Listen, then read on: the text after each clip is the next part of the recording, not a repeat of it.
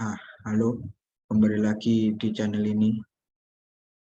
Perkenalkan, di sini nama saya Enrico Josiandoko dari instrumentasi 3B Pemaka Migas dengan nomor NIM 191440015.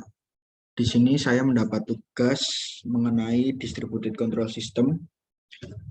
Lalu saya di sini akan mempresentasikan mengenai distributed control system.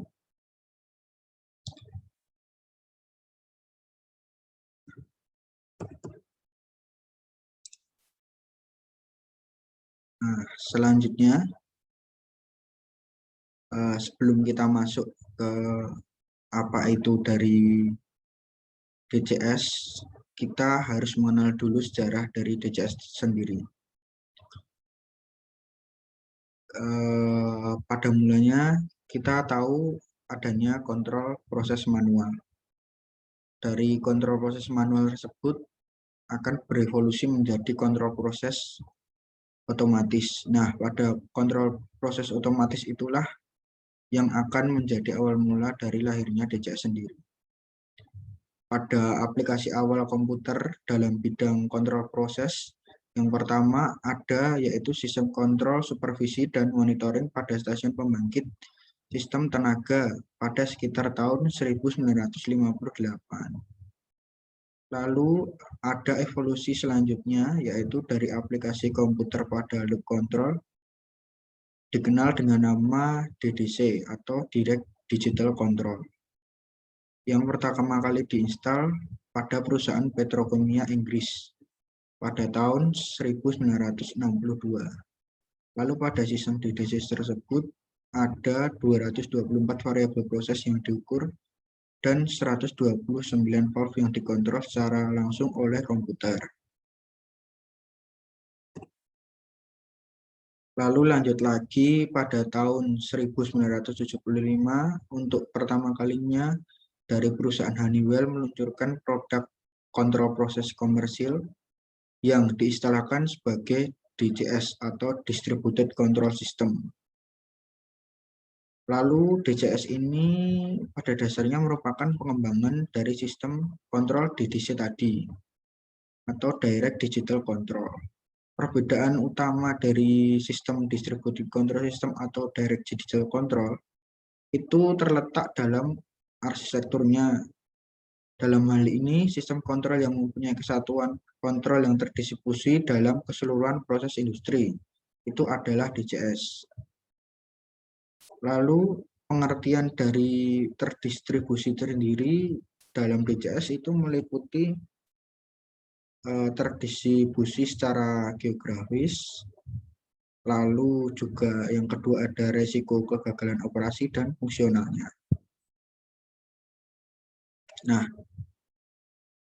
apa sih distributed control system itu sendiri?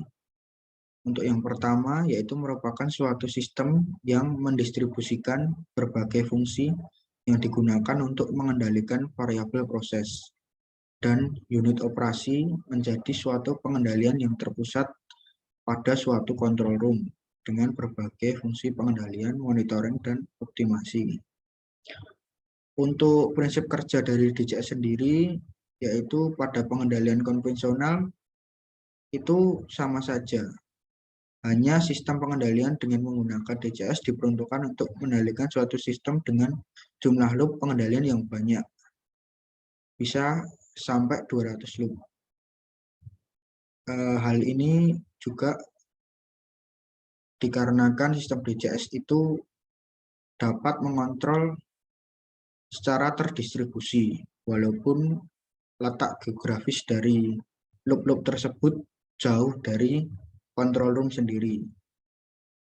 DCS sendiri itu memadukan antara digital supervisory control, juga direct digital control, dan komunikasi dari DCS sendiri.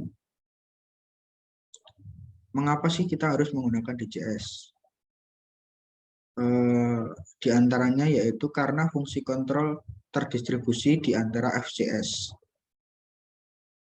Di sini FCS dapat menghubungkan antara human interface sistem dan juga dengan alat-alat yang ada di plant. Lalu juga adanya sistem redundansi tersedia pada setiap level. Jadi ketika ada kegagalan dari DCS sendiri, maka dia masih dapat berjalan karena dia memiliki sistem redundansi. Lalu ada karena modifikasi interlock sangat mudah dan fleksibel.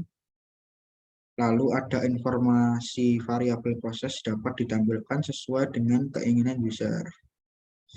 Jadi monitoring dari DCS sendiri itu sangat mudah dan nyaman ketika user ingin menampilkan data yang diinginkan.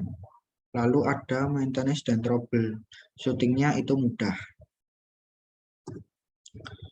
Nah, untuk konfigurasi dari sistem DCS sendiri, di sini saya mengambil konfigurasi DCS pada Centum CS1000. Di sini dapat kita lihat ada jalur-jalur komunikasi yang menghubungkan antara HIS, FCS, dan juga plant. Dari human interface system sendiri, di situ untuk memonitoring dari jalannya proses, lalu ada FCS, di situ akan menghubungkan antara HIS dengan plant yang ada di lapangan. Dia akan mengubah antara menerima dari analog output, analog input, juga digital output dengan digital input. Selanjutnya, ada hubungan antara arsitektur DCS, fungsi DCS, dan cara kerja dari DCS sendiri.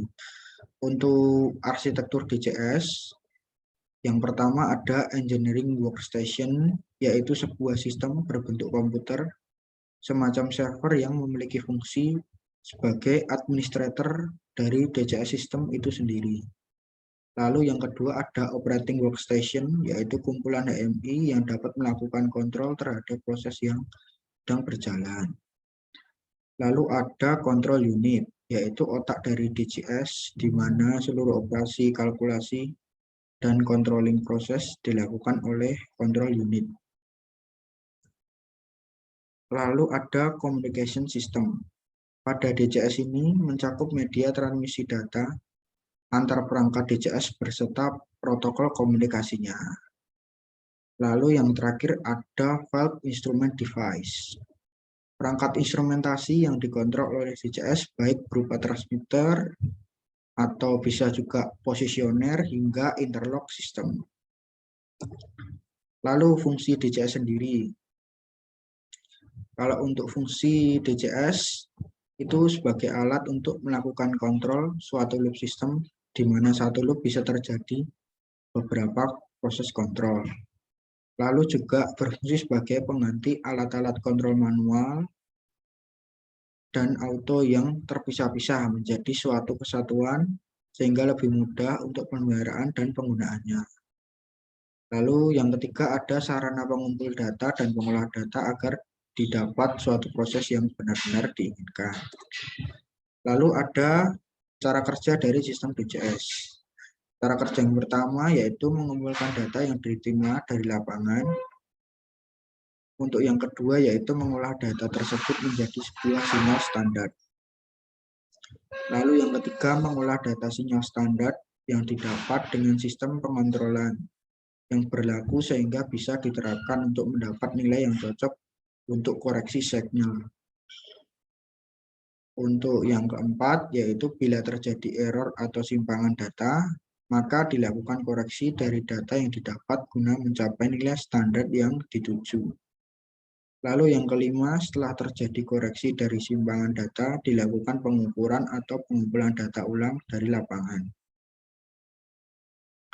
Nah, di sini kita sampai di sistem alir dari DCS. Di situ dapat kita lihat itu ada operation station, Operator station di sini digunakan untuk kita memonitoring jalannya proses yang ada pada plant. Terus ada fault control unit, di situ kita bisa mengetahui untuk menghubungkan antara operation station dengan plant yang ada di lapangan. Nah, untuk sistem alirnya sendiri, dari plant sendiri, di sini terlihat proses variabel di sini akan berbentuk analog input masuk ke FCU. Sedangkan analog input yang masuk ke FCU nanti akan diubah menjadi digital input ke operator station. Nanti di operator station akan dikirim lagi ke FCU dan itu berbentuk digital input dari FCU ke FCU. Lalu dari FCU sendiri akan masuk ke control valve di mana sinyal tersebut yaitu analog output dari FCU masuk ke control valve untuk mengontrol jalannya proses. Selanjutnya ada modul I/O. Untuk mengetahui fungsi dari modul I/O sendiri, di sini saya akan menjelaskan mengenai I/O sistem terlebih dahulu. I/O sistem merupakan bagian untuk menangani inputan dan outputan dari DCS. Inputan dan outputan tersebut bisa analog ataupun digital. Input atau outputan digital seperti sinyal-sinyal on-off atau start-stop kebanyakan dari pengukuran proses dan output terkontrol merupakan jenis analog. Terus untuk modul I/O sendiri yaitu merupakan interface bagi CPU dan memori atau interface untuk satu atau lebih perangkat peripheral. Nah, untuk fungsi dari modul I/O sendiri itu yang utama ada dua. Yang pertama sebagai piranti antarmuka ke CPU dan memori melalui bus system. Untuk yang keduanya sebagai piranti antarmuka dengan peralatan peripheral lainnya dengan menggunakan link data tertentu. Nah, apa sih yang bisa membuat DCS itu handal? Untuk argumen mengenai yang bisa membuat DCS itu handal, utamanya yaitu adanya proses redundant. Tujuannya ada sistem redundant ini yaitu untuk meningkatkan kehandalan sistem kontrol apabila salah satu modul prosesor mengalami kegagalan fungsi. Dalam hal ini biasanya perusahaan dari sistem DCS sendiri yang tadinya menggunakan single prosesor banyak yang menggunakan double prosesor. Jadi ketika satu prosesor itu gagal, maka prosesor yang lain dapat membackup. Dengan redundant ini ada memiliki dua konfigurasi, ada yang menggunakan cold redundant dan hot redundant. Di mana untuk yang cold itu dia memiliki pengganti yang sifatnya itu mati. Ketika terjadi kegagalan dia baru akan hidup. Lalu untuk yang hot redundant itu dia akan hidup selalu. Jadi ketika terdapat kegagalan maka dia langsung aktif seketika. Lalu apa sih redundant system sendiri? Itu ya merupakan sebuah sistem yang memungkinkan terjadinya suatu proses perpindahan fungsi kontrol dari controller utama ke controller cadangan. Perpindahan fungsi kontrol biasanya terjadi karena terdapat error atau failure system pada controller utama. Lalu ada fungsi dari MMI. Fungsi dari MMI sendiri itu digunakan untuk melakukan operasi dan monitoring. Oleh karena itu, operator station sering disebut sebagai main machine interface. Jadi untuk operator station sendiri itu adalah MMI itu. Karena operator station digunakan sebagai penghubung antara manusia yang melakukan operation dan monitoring dengan mesin, yaitu berupa peralatan-peralatan DCS dan peralatan-peralatan lapangan. Lalu ada konfigurasi hardware operator station, mempunyai konfigurasi hampir sama dengan komputer biasa. Hanya pada operator station difungsikan khusus untuk melakukan operasi dan monitoring sistem DCS. Lalu juga digunakan untuk melakukan perancangan dan modifikasi sistem DCS. Pada fungsi ini sering disebut sebagai untuk melakukan proses engineering. MMI juga digunakan untuk melihat kerusakan peralatan-peralatan yang ada pada sistem DCS. Karena semua peralatan akan otomatis memberikan informasi apabila terdapat kerusakan. Fungsi tersebut dapat digunakan untuk fasilitas maintenance dari DCS. Lalu ada bagian-bagian dari MMI sendiri. Untuk yang pertama ada layar atau screen. Ini bisa berupa CRT atau cathode ray tube. Juga ada operating keyboard. Lalu ada central processing unit, ada mouse, dan engineering keyboard. Untuk otorasi aplikasi pada MMI, otorasi pada aplikasi MMI ini dibagi menjadi dua berdasarkan wewenang pekerjaannya, yaitu MMI dapat digunakan oleh operator dan MMI digunakan untuk engineer. Untuk operator sendiri, itu hanya sebatas mengoperasikan proses yang ada di lapangan dan untuk memonitor dan mengambil tindakan yang dianggap perlu untuk proses stabil. Sedangkan untuk wewenang engineer sendiri, itu meliputi wilayah operator dan wilayah engineer itu sendiri. Jadi jika untuk wewenang engineer itu akan lebih leluasa masuk ke dalam semua aplikasi software. Namun demikian terdapat pula setting untuk melakukan autorasi kewenangan sesuai tingkatan keamanan yang dibutuhkan. Jadi bisa kita simpulkan kalau untuk engineer sendiri itu lebih fleksibel dan kita memiliki wewenang lebih daripada seorang operator. Nah, untuk optimalisasi MMI sendiri, itu jika ditinjau dari kemudahan operasional proses, yaitu dengan hardware MMI, yang bisa menggunakan komputer personal yang umum dengan operating system yang bisa digunakan kebanyakan orang. Tujuan dari optimalisasi dengan menggunakan komputer biasa ini adalah untuk kemudahan dan kebiasaan orang dalam menggunakan komputer, sehingga orang tersebut dapat mudah mengoperasikannya. Untuk optimalisasi MMI juga didukung dengan peralatan pendukung, yaitu contohnya ada printer yang mempunyai variasi warna yang banyak. Variasi warna ini untuk kemudahan dalam indikasi, untuk analisa alarm, tren, drawing, dan lain-lain. Juga ada optimalisasi MMI untuk memudahkan monitoring proses di lapangan yang terdeteksi oleh peralatan kontrol. Maka dilengkapi pula kamera security yang dapat mendisplaykan tampilannya pada ruang control room. Lalu pada penggunaan DCS sendiri terdapat istilah-istilah yang perlu kita ketahui, yaitu ada raw material supply, yaitu sejumlah material yang disimpan dan dirawat oleh perusahaan yang digunakan untuk memenuhi kebutuhan industri dalam rangka memperlancar proses produksi.